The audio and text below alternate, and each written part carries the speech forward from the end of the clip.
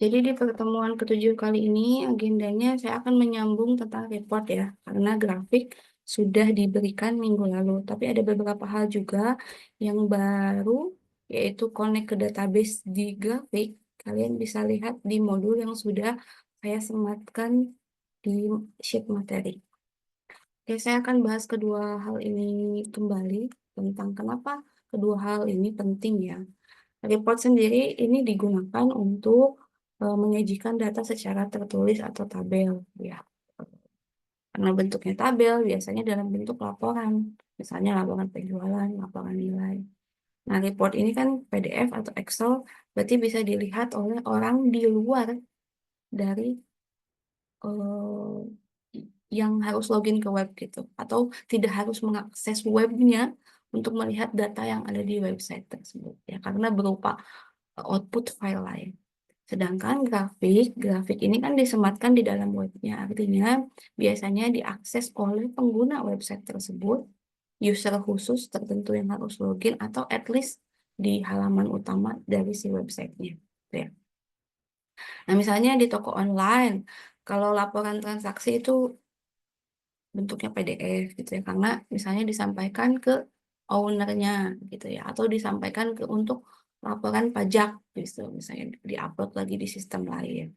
Tapi kalau grafik, karena perlu dilihat di websitenya, misalnya dashboard eh, penjualan secara singkat di bulan ini misalnya, atau pembeli terbanyak misalnya, nah, itu biasanya di websitenya. Atau kalau di sistem akademik, misalnya grafik nilai itu hanya di website, tapi laporan kehadiran atau dalam hal ini misalnya KHS, kalian kan perlu dicetak misalnya untuk daftar beasiswa lah, untuk apa. Kan dibedain gitu ya, fungsi grafik sama report tergantung fungsinya buat apa, meskipun mengolah data yang sama. Nah, tools dan teknologi yang digunakan, kita backend-nya pakai PHP untuk mengolah data dari database MySQL. Data dari MySQL ini dikirimkan ke library PHP seperti TC PDF, FPDF, DOM PDF. Tapi kita akan pakai library lain dari JavaScript juga. Tidak dari library PHP-nya untuk yang file PDF yang akan ada di modul ya. Tapi sebenarnya bisa dari library PHP-nya. Ya, ada, boleh kalian searching aja DOM PDF gitu. Tapi yang ada di modul itu library dari JavaScript-nya ya. Nah, sedangkan untuk library grafiknya kita pakai ChatJS yang kita pelajari minggu lalu, atau sebenarnya bisa juga pakai Google Charts ya.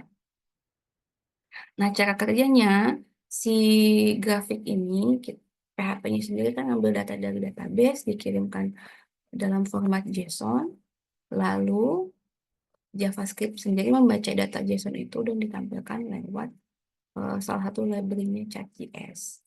Sedangkan, oh, belum dulu ya, ini penjelasan untuk cara kerja report kalau sudah terkoneksi ke database. Nah, dalam hal ini, dalam hal ini kita perlu membuat suatu script ya di PHP-nya untuk mengambil data ya. Jadi membuat variabel, variabel namanya data yang berisi array data. Nah, lalu kita bikin query ya, variabel untuk mengquery, misalnya memilih bulan dan total dari tabel penjualan. Maka hasil query-nya tadi dimasukkan ke variabel data sebagai suatu barisan data. Gitu ya. Nah, barisan datanya dimasukkan ke dalam value, gitu ya. Dimasukkan ke dalam value. Value bulan maupun total. Seperti itu. Ini karena bentuknya baris ya. Kita kan kemarin type-nya waktu coba ChatJS juga type bar ya. Berarti si X-nya itu bulan, si Y-nya itu total. Itulah kenapa si total itu masuk ke value, sedangkan data bulan itu masuk sebagai labelnya. Tuh, gitu ya. Nah, Lanjut ke cara kerja report. Sama, kalau report juga PHP ngambil data dari database, terus diformat tabel atau layout laporan. Nah, ini ada sedikit perbedaan. Kita lihat ya perbedaannya. Oke, nah di sini kita lihat dulu di sini. Ini sama, kita harus bikin suatu koneksi dulu. Koneksi dulu untuk mengambil datanya ya. Dalam hal ini, misalnya kita bikin variabel HTML ya. Terus memilih datanya sama dari tabel penjualan. Anggap aja kita pilih semua kolom gitu. Nah, ini kebalik ya, harusnya ini yang PHP nanti saya pindahin. Nah, ini kalau ke PDF-nya, dia akan memilih semua data ini, menampilkan semua data ini, dan diekspor ke dalam sebuah file. Nah, berarti kita di sini perlu mendefinisikan jenis outputnya, gitu. Nah, ini harus kita isi outputnya apa. Jadi variabel PDF ini perlu kita definisikan. Dalam hal ini kita pakai library TC PDF. Jadi manggil manggil library TC PDF, terus tambahkan, bikin baru, terus buatlah HTML yang mana, nah isinya, nah isi mulai dari kolom setelah kurung buka yang ini sampai kurung buka yang akhir itu sama kayak kita setting HTML yang biasanya. Jadi kalau yang PDF ini lebih enak sih dalam men-styling ya, men-styling misalnya mau bikin nota, mau bikin laporan sama kita nge-stylingnya kita bikin HTML biasa, bikin HTML biasa yang enggak ada, yang belum pakai CSS tentunya. Yang penting standar, tampil ada heading, bisa nampilin tabel gitu. Nah, terus outputnya di setup mau nama filenya apa atau at least minimal format belakangnya .pdf gitu ya. Itu kalau PDF lebih sedikit lebih enak untuk nge-styling karena stylingnya dia berupa write HTML. HTML-nya kita bisa nentuin posisinya kayak gimana gitu. Sedangkan bedanya dengan yang Excel, ini ada sedikit perbedaan. Nah, ini kita Excel contoh ya. Ini contoh mau pakai labelingnya PHP Office. PHP Office spesifik untuk bikin Excel. Dia ngambil lagi fungsi yang di PHP Spreadsheet yang di writer.xlx. Ini dia merujuk ke fungsi yang ada di folder dalamnya gitu ya. Nah, bikin variabel namanya sheet, manggil fungsi spreadsheet yang ada di sini, yang ada di sini. Lalu, lalu perbedaannya ada di kalau Excel ini dia perlu untuk apa namanya, membuat mendefinisikan kolom ya, mendefinisikan kolom. Ini A1 B1 tuh sel ya. Kita kan kalau baca Excel ada selnya ya. Kita kalau baca Excel ada selnya. Nah, kita perlu mendefinisikan posisi mau nulis apapun itu selnya di mana. Berarti di sini maksudnya di dalam A1 kita menuliskan nama kolomnya. Oh, produk. Berarti nanti di bawahnya adalah value dari produk. Terus di kolom B1 itu judulnya total. Oh, berarti di bawahnya ke bawahnya itu adalah isi dari total. Nah, bedanya Excel gitu. Kita perlu mendefinisikan value-nya itu di mana dan apa isinya. Itu. Sama di ujungnya diakhiri perlu di-save sebagai format apa .xlsx. Terus kalau nama filenya mau ditentuin boleh misalnya laporan .xls gitu ya.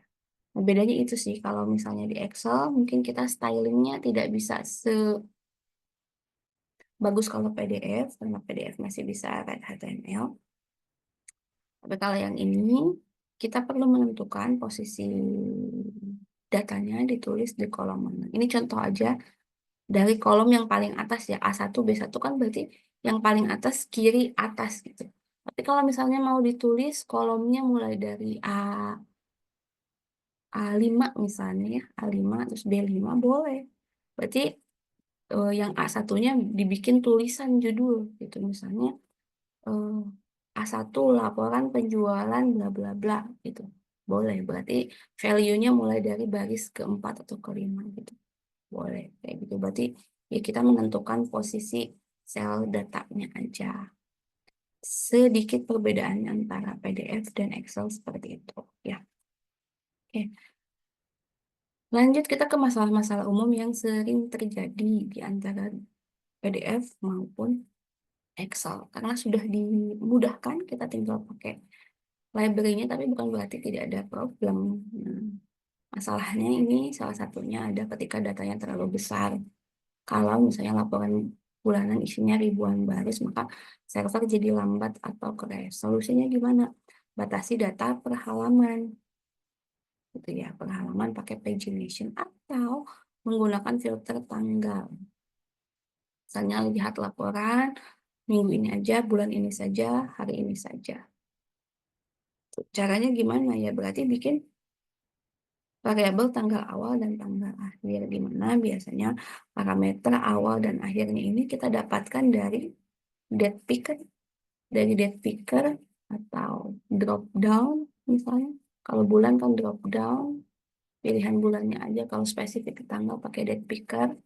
Berarti nanti di query SQL-nya ada kondisi di mana tanggal itu antara tanggal between tanggal awal and tanggal akhir kayak gitu. Jadi proses memfilter datanya juga lebih sedikit, yang dimasukin ke PDF atau Excel-nya juga nggak terlalu banyak. Jadi dari awal difilter datanya waktu mau diambil dari database-nya. Gitu.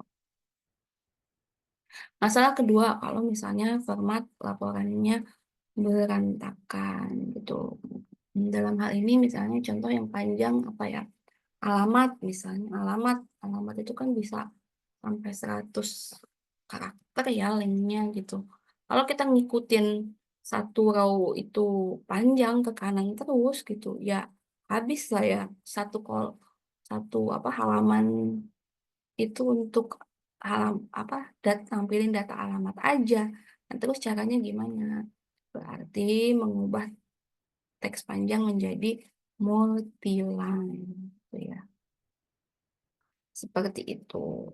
Jadi ini disetting misalnya width-nya sebanyak 40% dari keseluruhan si tabelnya. Jangan nggak di-set. Misalnya kalau nama sama email oke lah ya, ngikutin apa adanya. Tapi kalau alamat jangan. Nanti habis gitu sama isian alamat lengkap. Seperti itu. Terus masalah lainnya, misalnya data grafik tidak sesuai. Misalnya menampilkan data yang salah atau tidak muncul sama sekali. Penyebabnya biasa karena apa? Biasanya karena format JSON-nya salah atau variabel di JavaScript tidak sinkron dengan PHP. Nah, solusinya bisa kita cek dulu di konsol browsernya F12 ya ketika mau di-run untuk ngecek error, atau kita pastikan lagi field datanya sesuai. Misalnya tanggal, jumlah, label sesuai dengan tipe data yang ditampilkan ke grafik. Itu. Terus permasalahan lainnya, misalnya server lambat saat generate report. Gitu. Ini kita solusinya bisa menggunakan job queue untuk memproses di proses background-nya. Jadi tidak langsung di-download PDF-nya ketika di-load, tetapi bikin tombol dulu untuk generate laporan dan dikirimkan ke email, gitu ya. Jadi ada suatu proses gitu. Kalau misalnya data yang besar, misalnya data 1 tahun gitu ya, 1 tahun terus produknya ada banyak, jualannya ada banyak, ya jangan dipaksakan untuk di-download di situ. Atau kalau enggak dikasih kayak semacam loading bar gitu ya, loading bar. Sebenarnya loading bar itu kan untuk membantu user supaya tahu oh lagi diproses. Soalnya orang kalau misalnya nggak ditampilin loading bar kayak ini error apa enggak aplikasinya gitu ya. Tahu sebenarnya diproses atau enggak. Jadi sebenarnya kan visual loading bar itu lebih supaya user itu tahu kalau di back-end-nya lagi diproses gitu. Atau hindari generate real time untuk data besar ya, tadi sih salah satunya mengirim ke email kalau yang sangat-sangat besar ya. Kalau yang bisa mungkin sekian detik gitu ya, boleh lah ditambahin progress bar gitu. Progress bar jadi tahu, oh memang masih diproses, nggak disangka eh, apa aplikasinya hang gitu ya. Nah, problem selanjutnya kalau laporan tidak terbaca di HP. Nah, karena kita pakai ChatGS, sebenarnya ChatGS ini udah support mobile friendly sih. Jadi sebenarnya ini tidak akan terlalu masalah kalau kita pakai ChatGS. Tapi ini ya, perlu di setting juga. Perlu di setting juga di bagian untuk kanvas grafiknya, di area untuk menampilkan si grafnya, height-nya ditulis dengan auto supaya menyesuaikan dengan device yang ditampilkan. Kalau kemarin kan kita udah belajar menyesuaikan berdasarkan lebar ya websitenya, tapi ini sekarang menyesuaikan grafik. Tahunya dari mana? Mendeteksi dari tinggi dari device-nya. Jadi height-nya di set auto aja, biarkan si ChatGS-nya yang mengatur itu. Gitu. Karena kalau nggak di set berdasarkan height, dia nanti kepotong gitu. Sedangkan di HP itu kan gimana, kita perlu apa ya? Perlu ngezoom gitu kan ya untuk bisa melihat semuanya secara jelas. Jadi lebih baik di set height auto. Oke, itulah kira-kira sekitar 5 permasalahan umum untuk permasalahan yang biasanya ada di generate report dan grafik.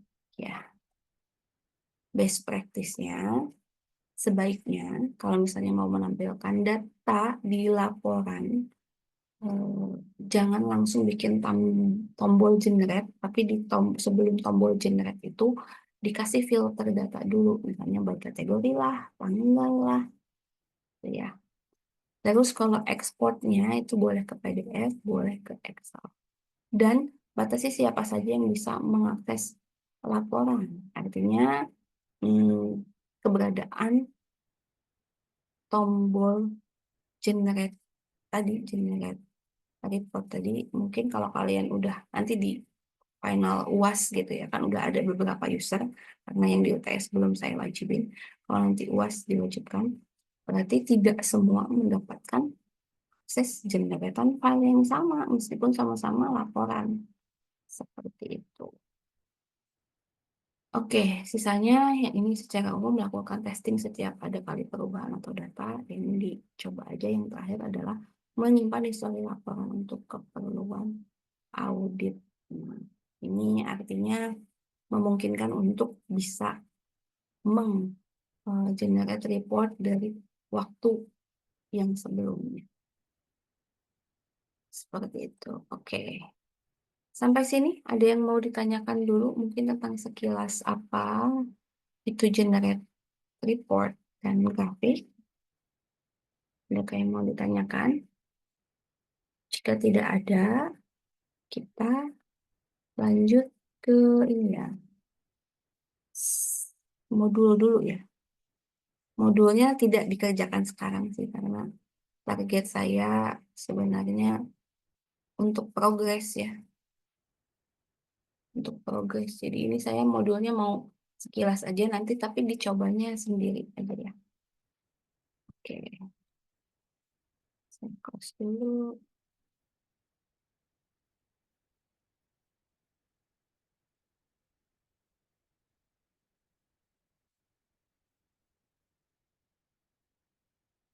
Nah, di modul yang saya disampaikan, ini kita pakai ChatGS juga, kita udah sampai sini ya kemarin mengambil data dummy, jadi langsung datanya di script JavaScript-nya belum connect ke database. Nah, ini untuk script si ChatGS tidak harus di-download, sebenarnya dia play CDN juga bisa. Jadi nanti kalian kalau mau diganti ini boleh. Nah, di modul ini udah menampilkan koneksi ke database mulai dari poin 5 ya. Grafik dinamis dengan mengambil data dari database. Nah, kalau ini yang poin ini dia lebih ke kustomisasi. Nah, kalau secara template ya kita langsung pakai ya udah kayak gini aja. Kemarin kan kita bar ya, type-nya bar. Nah, kalau milih type lain nanti munculnya kayak gini. Terus kustomisasi kayak gimana? Berarti bisa menampilkan parameter-parameter yang belum di cover secara default oleh si Chart.js. Misalnya kalau Chart.js secara defaultnya ya udah line itu kayak gini nampilin sumbu X ya, sumbu X-nya seperti apa dan sumbu Y gitu, sumbu Y ke atas. Nah, tapi bisa juga kok kita menampilkan sesuatu informasi tambahan misalnya karena ini line chart mau menampilkan informasi di titik-titik tertentu gitu. Kalau di hover boleh. Nah, di sini Bu, berarti menambahkan posisi informasi pada setiap titik gitu. Yang paling penting di modul ini adalah kalian nanti dicoba untuk mengambil datanya dari database. Jadi nanti ini ada file database juga silahkan di-download, di-import ya, di-import. Terus buat file chat PHP di codingan berikut. Nah, perbedaannya ada di mana? Di sini ya, mulai dari sini. Seperti biasa kalau kita udah mulai pakai PHP PHP dan database harus bikin file koneksi PHP. Ini udah juga kan di 2 pertemuan selanjutnya. Jadi ini nggak usah dikasih lagi. Pokoknya bikin file koneksi ke database yang diimport tadi. Nama databasenya apa ya? Berarti connect ke situ. Nah, di bawahnya memilih memilih ke tabel mahasiswa, memilih data jurusan dan jumlah mahasiswa yang dihitung ulang. Jadi sebenarnya data mahasiswanya ini nggak ditentukan sih. Data mahasiswanya ini nanti nama mahasiswa, cuman dihitung ulang. Makanya di sini ada fungsi count, ya. Count jumlah mahasiswa. Nah, udah dapat kan datanya sebagai variabel result. Nah, menampilkannya ditampilkan ke dalam apa namanya? Ke dalam tabelnya. Dia berarti si label X-nya dia adalah kode jurusannya ya. Si labelnya adalah dia ngambil data dari variabel jurusan. Ya, ini sebentar kelihatan di sini panahnya. Nah, ini.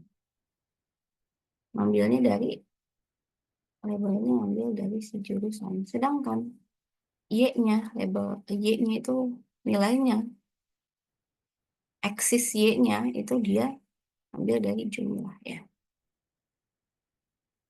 dari jumlah seperti itu. Maka tampillah, tampillah, tampillah seperti ini. Gitu. Nah, sedangkan untuk PDF-nya kita akan pakai library lagi, tapi library dari JavaScript, bukan library dari PHP yang ada di slide tadi. Jadi ada banyak cara sih ya. Kita pakai yang paling gampang aja, JSPDF. Ya, JSPDF ini library JavaScript. Sama gampangnya adalah karena tinggal menambahkan script JS-nya. Boleh dari CDN ini, boleh di-download ke apa namanya? Download ke dalam lokal kalian. Cuman di SPDF ini sama kayak si Tailwind kalau mau dimasukin ke lokal harus diinstal via Node.js dulu ya, sedikit lebih ribet. Jadi kalau buat coba-coba nanti pakai apa CDN aja ya. Cuma kalau udah bisa yang kemarin Tailwindnya udah bisa install Node.js, boleh pakai npm ya. Oke, nah lanjut lagi. Untuk khusus untuk yang ekspor ke PDF ini, karena tadi saran berdasarkan yang materi ini, materi tadi bikin button ya, nggak kayak kalau grafik, misalnya di halaman dashboard gitu, langsung lihat. Kalau untuk PDF jangan langsung dikasih misalnya menu terus lihat, tapi lebih baik dibikin button dan filter, minimal button lah gitu ya. Dimana si button ini dia akan ketika diklik akan mengakses coding berikut ya. Dia memanggil fungsi JS PDF yang mana setiap eh, yang mau dicetaknya adalah si kanvas tadi. Kanvas yang kebetulan ya, kebetulan ini yang mau dicetaknya adalah si grafik ini. Grafik ini. Nah, grafik ini kan dia di kanvas ya. Dibikin di kanvas yang mana ID-nya MyChart kan. Makanya ketika diklik download PDF, dia akan mencetak si kanvas MyChart. Tapi tidak harus PDF-nya itu mencetak chart. Ya, bisa aja PDF-nya mencetak halaman HTML-nya, boleh kayak gitu. Nah, ini kebetulan kita action-nya adalah mencetak kanvas dari si chart tadi. Nah, lalu dikonversi si chartnya ke format gambar. Dalam hal ini dikonversi ke format PNG. Nah, karena dia bentuknya gambar, maka ketika mau dimasukkan ke PDF, dia memasukkan datanya itu sebagai gambar. Suatu gambar itu kan dia punya posisi ya. Nah, posisi itu kan ada lebar, tingginya, terus posisi X, Y-nya, posisi letaknya di mana. Nah, ini settingnya kayak gini. Ini tentu saja ininya bisa di custom ya, lebarnya. Jadi sebenarnya dikonversi ke PDF itu diubah dulu kalau sama si JS. Library JS PDF ini diubah ke gambar dan ditempelkan ke dalam PDF yang bisa dicetak. Gitu. Ya sebenarnya ada banyak cara kerja dari library untuk bisa dicetak PDF, cuman si JS PDF ini dia mengubah ke gambar dulu terus ditempelkan, dijadikan PDF gitu. Lalu kita setting, anggap aja settingnya kita pasti di save sebagai file namanya chart, dan yang pasti kita harus tentukan extensionnya file.pdf. Sudah selesai. Itu akan menjadikan si tabel ini akan tercetak seperti ini. Kenapa tidak tercetak ininya, judulnya? Ya karena tadi actionnya dia mencetak chartnya aja gitu. Kalau misalnya mau mencetak keseluruhan halamannya, berarti ya harus mencetak halaman satu full halaman itu. Itu dalam hal ini kan dia memang mencetak si eh, grafiknya aja. Seperti itu. Makanya munculnya cuman dari gambar ini aja, belum judul si membuat grafik bla bla bla ini. Seperti itu ya. Penjelasan singkatnya.